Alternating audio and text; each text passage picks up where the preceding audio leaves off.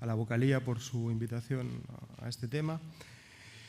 Los objetivos docentes de esta ponencia serán describir la clasificación de las artropatías periféricas por su etiología y también por sus manifestaciones radiológicas, sobre todo basados en las radiografías, reconocer un algoritmo diagnóstico que nos permita llegar a un diagnóstico específico de estas artropatías en base a sus características radiológicas y revisar de forma resumida, esta es una ponencia de nivel 1, o sea, en teoría de conocimientos básicos, cómo la ecografía, la resonancia y en algunos casos el TAC nos pueden ayudar en el diagnóstico diferencial. La clasificación etiológica, hay 3 grandes grupos, las inflamatorias, las por depósito de microcristales o microcristalinas y la degenerativa, que es lo que llamamos siempre o más comúnmente artrosis, y lo que los americanos llaman osteoartritis por el componente inflamatorio asociado que puede tener. Las inflamatorias pueden ser infecciosas o no infecciosas, que básicamente son autoinmunes.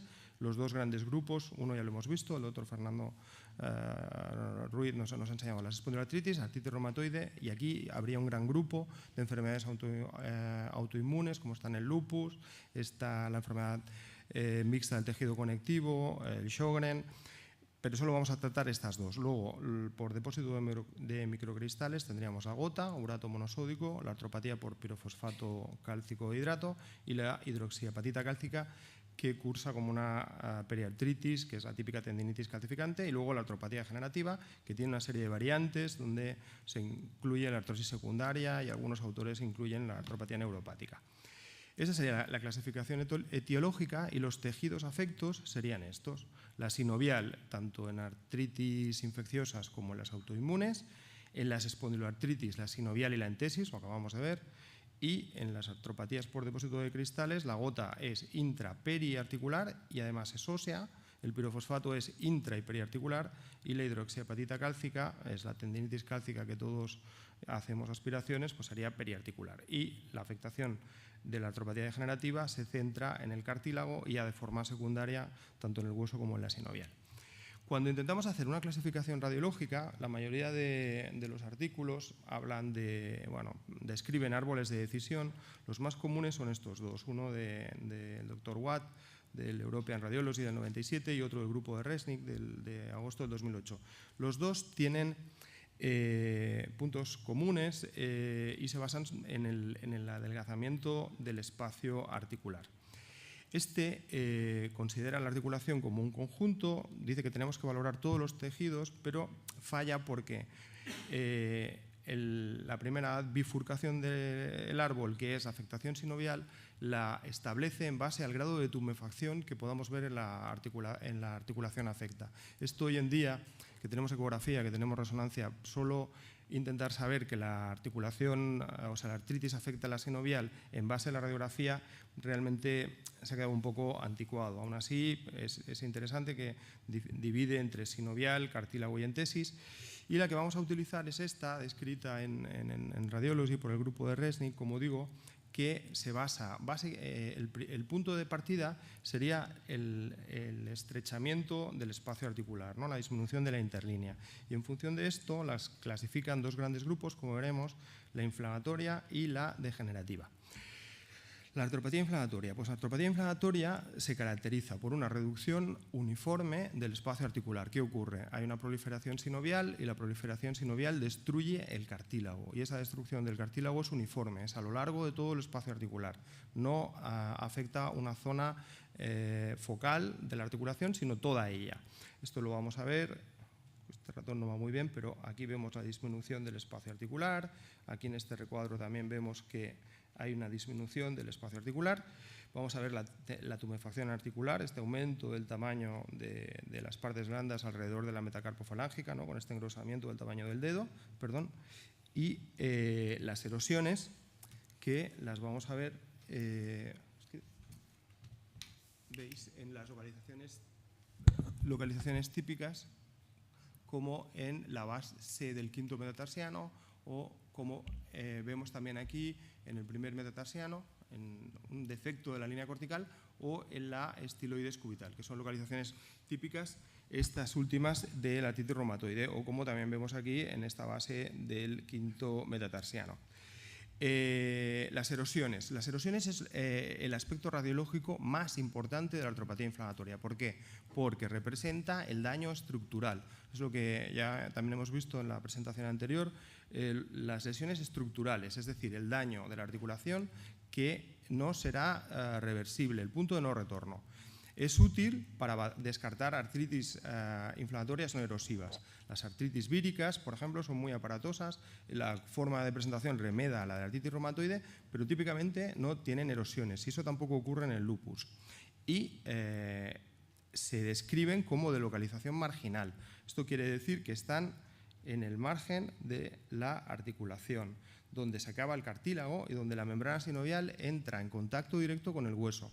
Eso es lo que le llaman áreas desnudas, es decir, la parte de hueso no recubierta de cartílago, donde a la proliferación sinovial le es muy fácil invadir el hueso y provocar estas lesiones radiológicas que, como digo, son el aspecto pronóstico más importante en estas artropatías. Siguiendo el árbol diagnóstico, pues lo primero que tenemos que ver es cuántas articulaciones afectas tenemos. Y si solo hay una, el diagnóstico, hasta que no se demuestre lo contrario, es de infección. La infección es mucho más frecuente en adultos.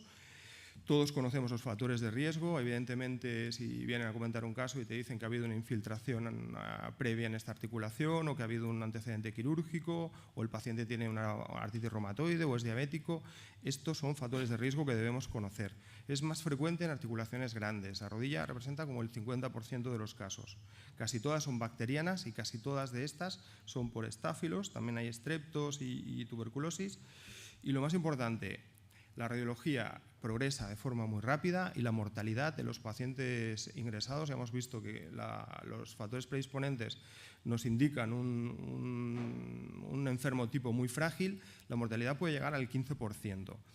¿Qué vamos a ver en las radiografías? Lo que ya hemos dicho, tumefacción, disminución uniforme del espacio articular, erosiones. Además, vamos a ver osteopenia periarticular. Esto es por la hiperemia. La hiperemia condiciona una desmineralización de las caries articulares y las erosiones no están presentes en un primer momento.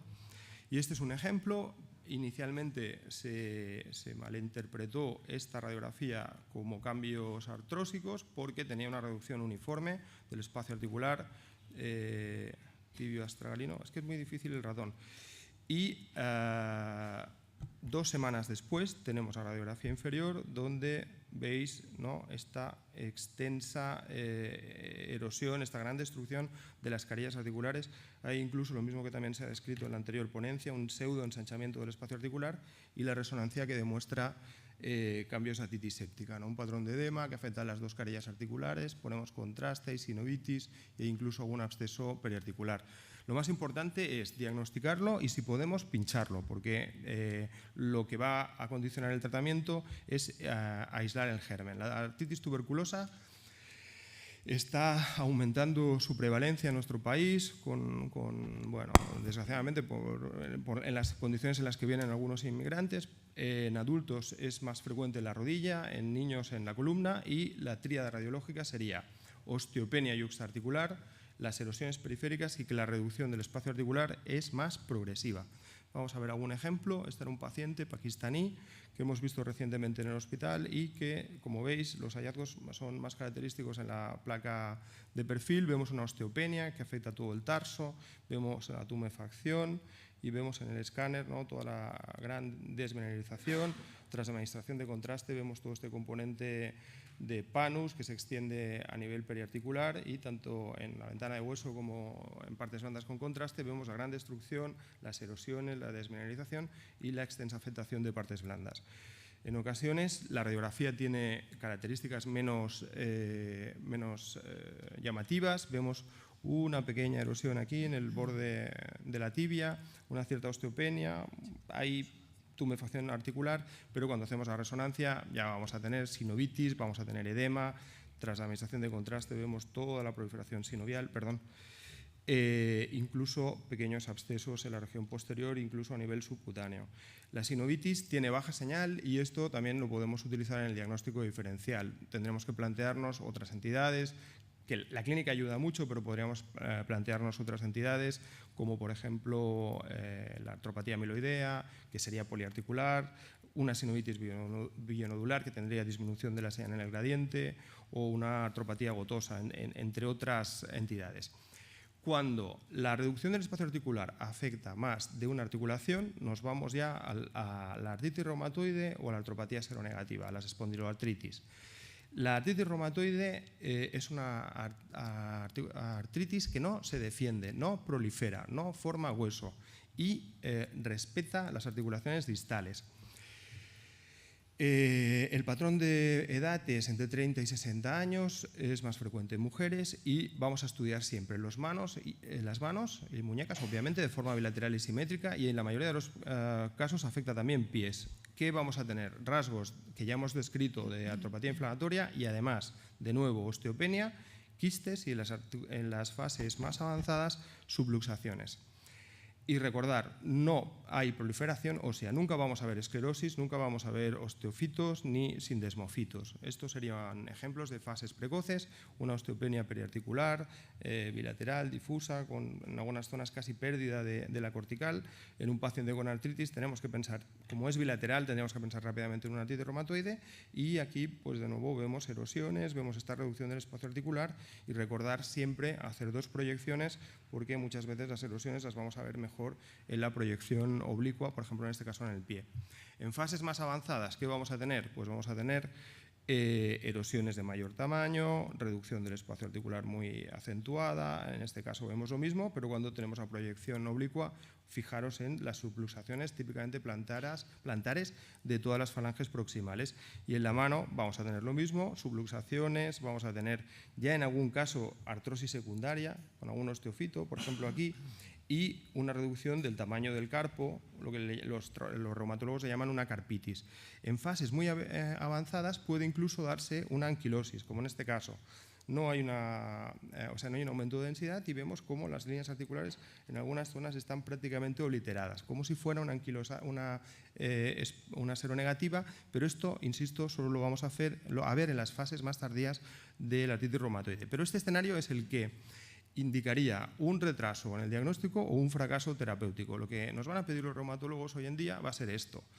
Tiene artritis y ellos quieren saber cuántas sinovitis hay varias escalas, normalmente utilizamos una semicuantitativa en 3 puntos, vamos a ver si hay proliferación sinovial, esto correspondería a un grado 1 en este corte, algunos focos aislados de aumento de la señal del Power Doppler, y el vídeo donde vamos a ver cómo en esta otra articulación hay mayor afectación y un mayor grado de Doppler. Cuando el Doppler representa la mitad del tejido sinovial engrosado sería un grado 2, y si representa más de la mitad del tejido sinovial afecto correspondería a un grado 3.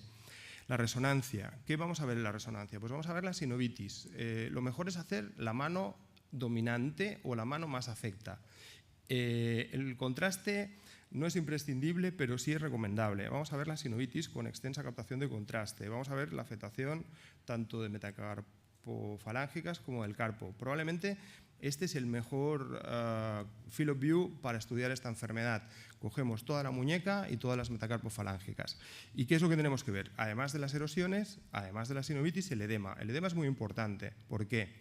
Porque se correlaciona con la inflamación. Contra mayor inflamación articular, mayor grado de edema.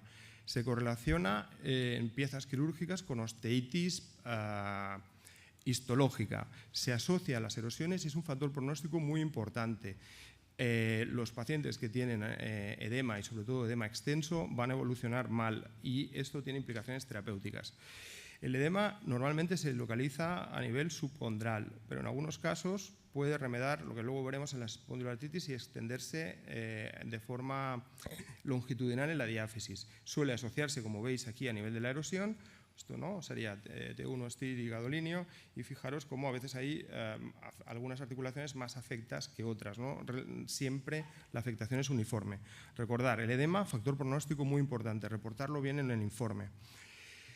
Cuando la artritis inflamatoria afecta más de una articulación, pero hay proliferación ósea y se afectan las articulaciones interfalángicas distales, tanto de las manos como de los pies, nos vamos a las artropatías seronegativas. Ya las ha explicado el anterior ponente. Tienen características clínicas, genéticas, epidemiológicas y radiológicas comunes, y el grupo el grupo ASAS las ha clasificado en axiales y periféricas. Las axiales ya se han descrito y las periféricas básicamente serían la artropatía psoriásica y la reactiva. Además de la sacroileitis, que es común a todas las espondiloartritis, la entesitis es muy importante, también se ha dicho. ¿Qué es lo que vamos a ver en estas espondiloartritis periféricas?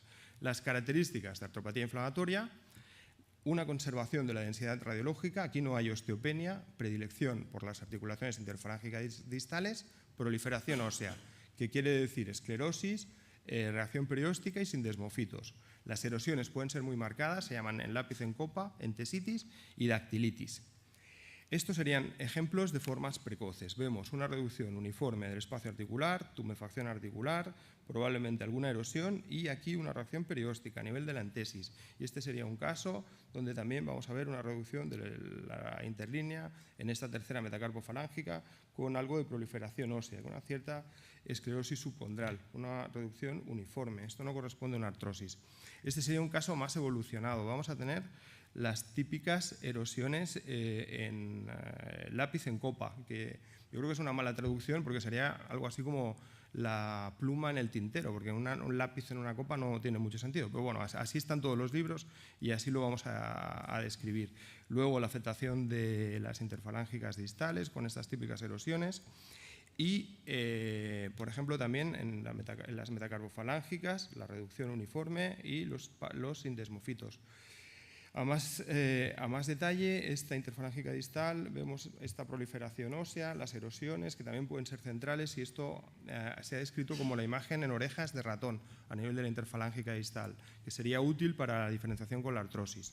Y en el pie vamos a tener lo mismo, más erosiones en lápiz en copa.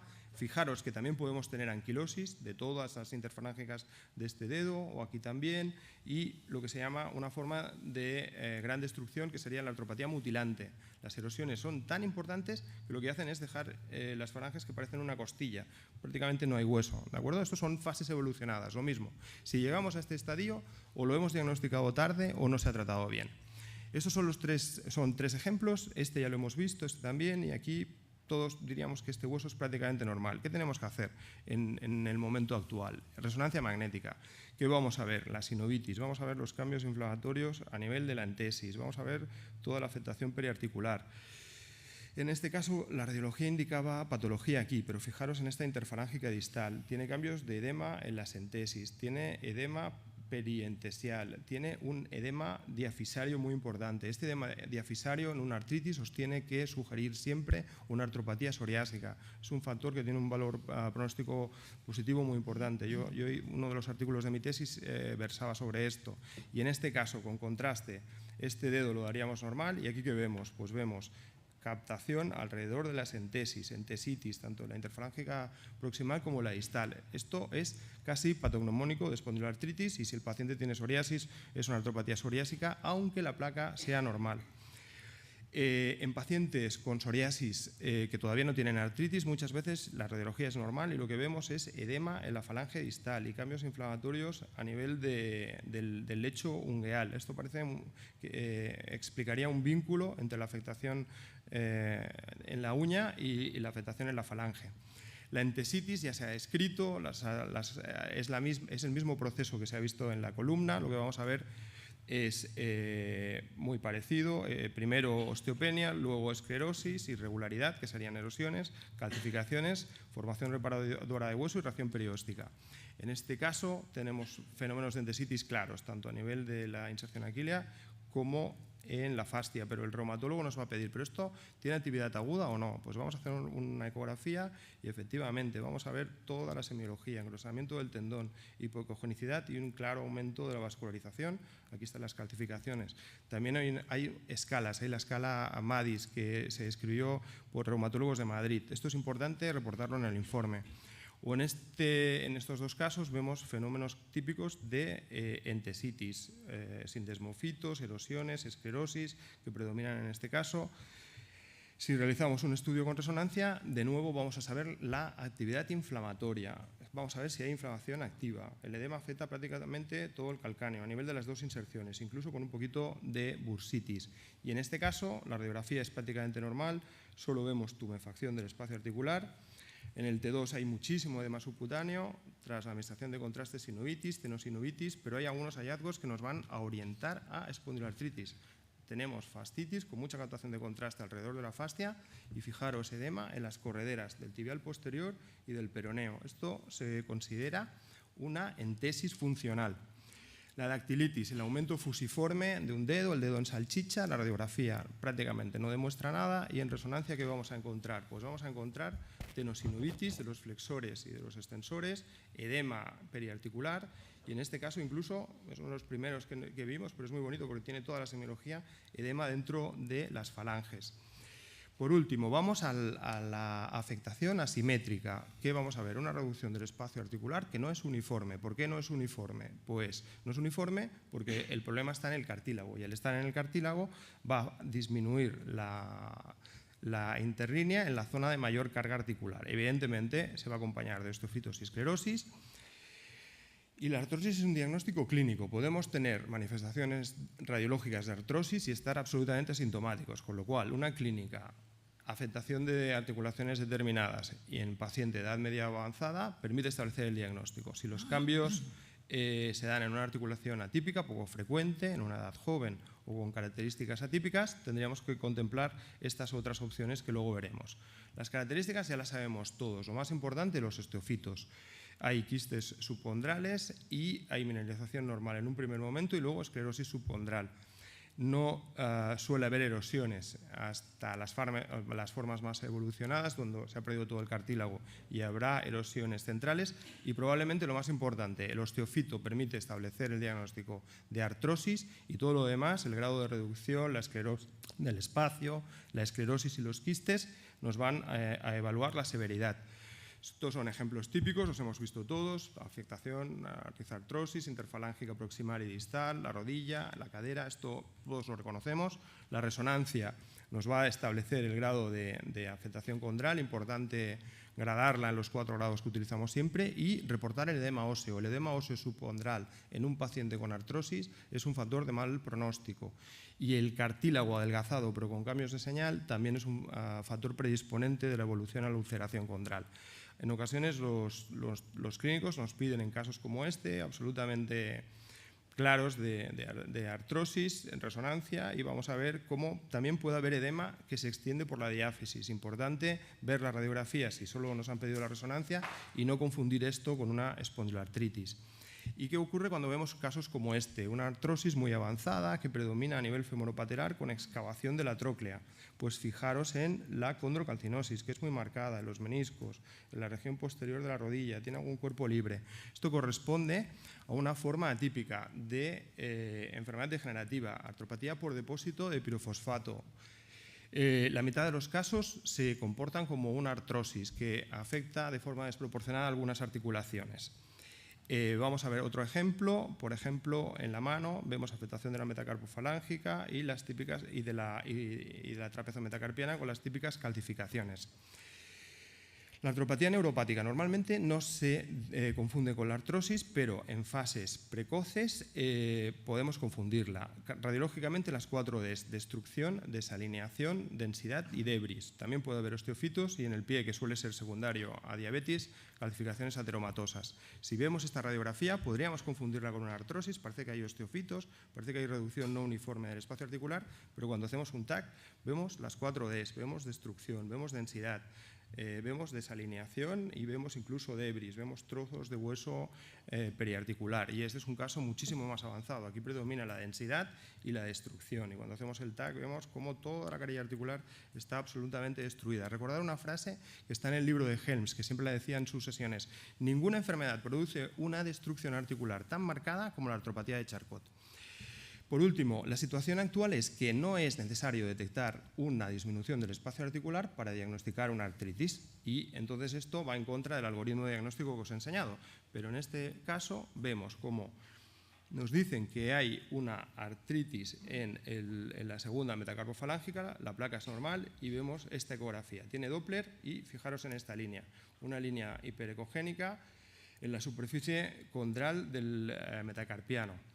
Doble contorno en ecografía.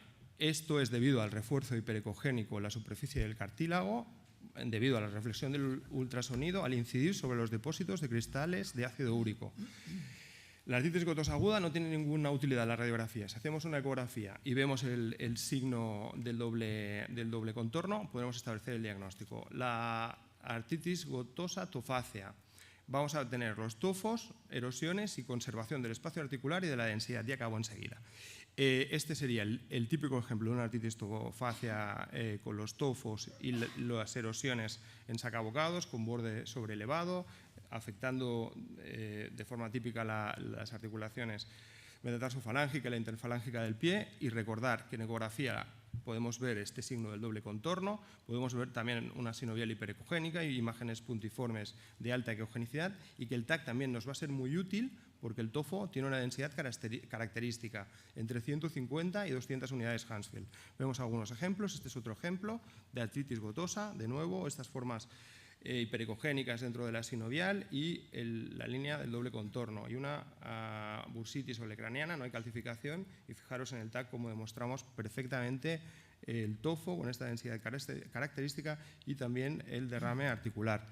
Y en resonancia lo vamos a ver con baja señal, y de nuevo otro ejemplo de TAC. En la ventana de hueso vemos las erosiones y diríamos que aquí no hay nada. Recordar siempre ver la ventana de partes blandas, los tofos, que los podemos ver aunque no tengamos un equipo de doble fuente. En resumen, y como conclusión, lo que nos deberíamos llevar a casa todos es que las erosiones en las artropatías inflamatorias representan la traducción radiológica del inicio de la destrucción articular, y esto supone un daño irreversible. El objetivo es instaurar el tratamiento antes del daño. La artritis reumatoide no se defiende, no presenta proliferación ósea, no hay esclerosis, no hay osteofitos. Manos, pies, columna cervical y hoy en día en la eco sinovitis, gradar la sinovitis y edema óseo, sobre todo en la resonancia. No es tan importante como el grado de sinovitis. Si la afectación es distal, interfalángicas distales, hay proliferación ósea y hay entesitis, pensar en una espondiloartritis periférica, de nuevo, Power Doppler en la entesis y edema en las inserciones y en los tendones.